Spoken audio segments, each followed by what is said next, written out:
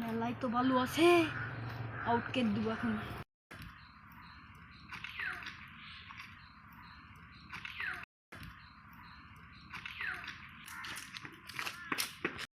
বালুটা চুরি করা হইলো, এবার পাথর দেখতে হবে। এই দা পাথর, আশেপাশে মানুষ আছে কি দেখি। মানুষও নাই, পাথর আউ।